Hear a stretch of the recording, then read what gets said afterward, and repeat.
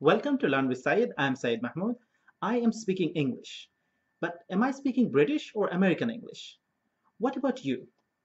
Which one should you learn?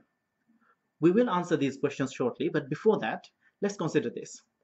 Which one is better, British or American English?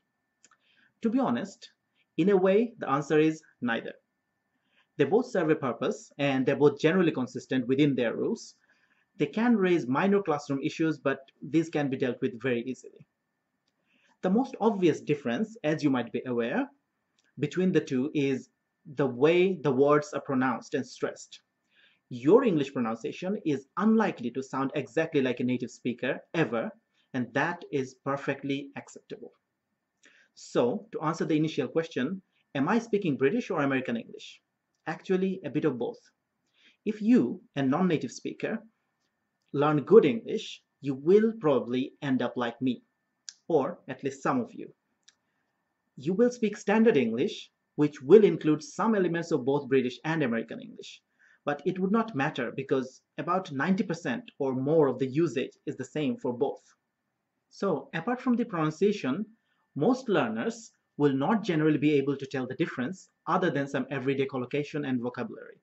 Even if you do know the differences, whichever you decide to use, people will understand you. Let me explain with an example. One example of British versus American English is the use of have you got versus do you have. They both indicate possession of something. You can ask, do you have a pen? Or you can ask, have you got a pen? As I said, whichever you ask, people will know what you mean. They will know perfectly well that you are asking for a pen. That is the purpose of the language, to be able to communicate effectively. So, as someone who is learning English, what should you do? Well, from a learner's perspective, it does not make a great deal of difference. Practically speaking, most of what you will learn is the same. Sure, if you had a clear choice between an American teacher and a British teacher, then by all means, go for the one based on the country that you wish to go to. But the reality is, most students around the world do not have that kind of a choice. One last thing. Yes, there are some local usage of phrases and words such as quid or bucks to mean pounds or dollars, or money in general in some cases. These are the things that you can pick up when you get there. Not knowing these will not dictate your ability to speak English. So don't worry about which version you should learn.